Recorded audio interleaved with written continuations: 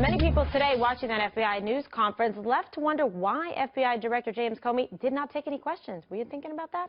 Well, Fox News Chief Intelligence Correspondent Catherine Herridge was in the room when Director Comey spoke. She was right there, and she goes on the record from Washington, D.C. Catherine, good to see you again. What stood out from you from that in terms of being the most memorable, since you were right there up close and personal?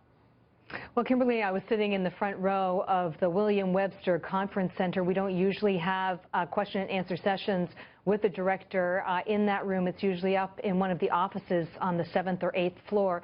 What struck me is that this was really uncharacteristic of the director to make such a lengthy statement and then take no questions from reporters afterwards. What is standard for him, in fact, is to give a statement, and often on very tough topics. Just recently with the terrorist attack in Orlando, and then be very sort of free and open in taking reporters' questions on the record. So this was a real departure. We don't know why he took that strategy, but that was the strategy that he stuck with today, Kimberly.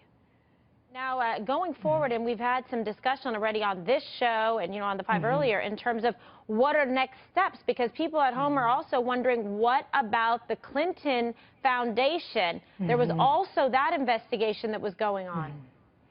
Well, this evening I spoke with the Republican chairman of the House Oversight Committee, Jason Chaffetz, who had a conversation with Director Comey after that statement at FBI headquarters today, and he asked the director whether this meant everything was closed and there would be no charges for Clinton aides or in other investigations that grew out of the email matter, and the director said that he could not discuss those matters at this time.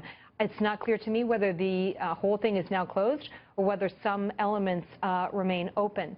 Technically, this now goes to the Justice Department, and it's up to the Attorney General to make a final decision, but she's already said she would accept the recommendations of career prosecutors and investigators. The FBI director would have obviously the key say in that. But it was really a very confused picture today, frankly, and I guess what I would leave people with is that this was really quite out of character with what we've seen from the director in the past, especially when he's been very open and willing to tackle controversial topics and very sensitive topics like terrorist attacks in this country. He did not take questions today, but that really was his call.